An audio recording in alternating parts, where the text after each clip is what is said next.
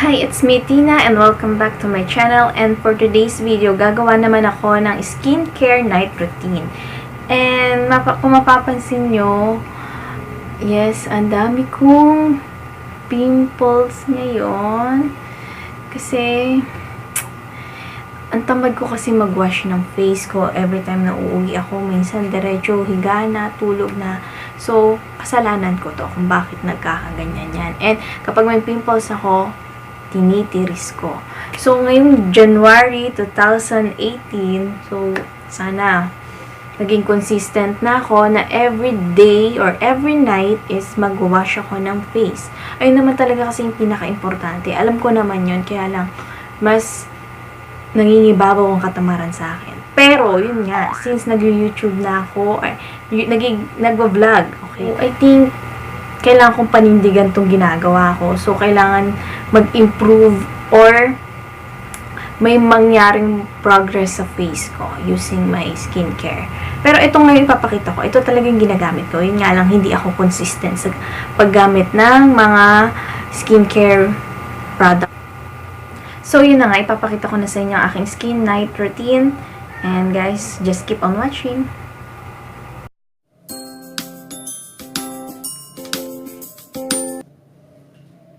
First, I use honey and milk scented cream hand soap to wash my hand.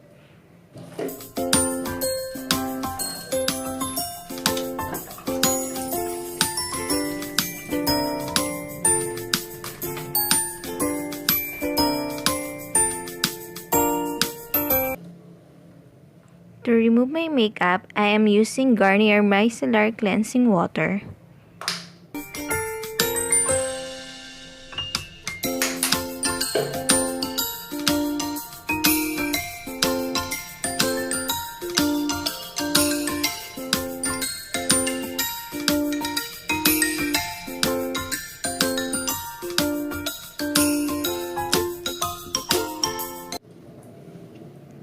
Next is Pond's Acne Clear Facial Foam to reduce my acne and clean my face.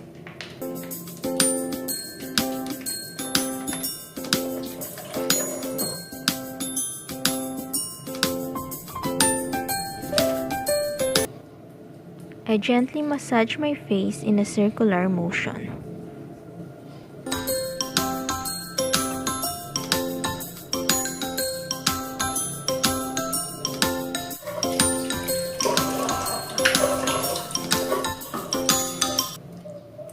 For facial scrub, I use St.ives Apricot Scrub for natural exfoliants, deep cleans, and leaving my skin smooth and glowing.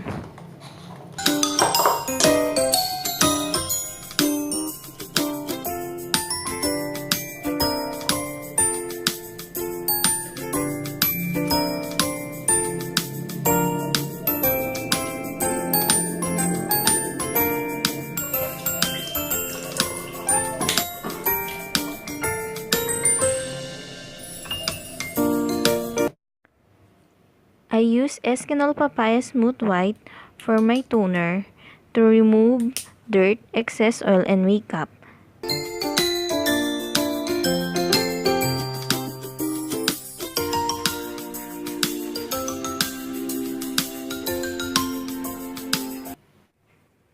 I am using Nature Republic Aloe Vera Soothing Gel for my moisturizer.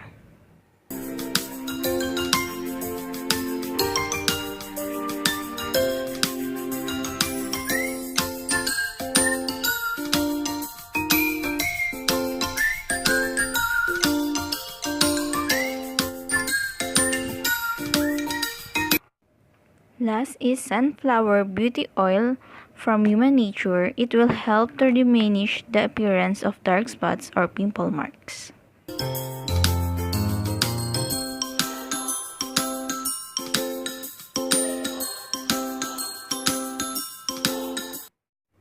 And yes, this is my skincare night routine, and thank you for watching.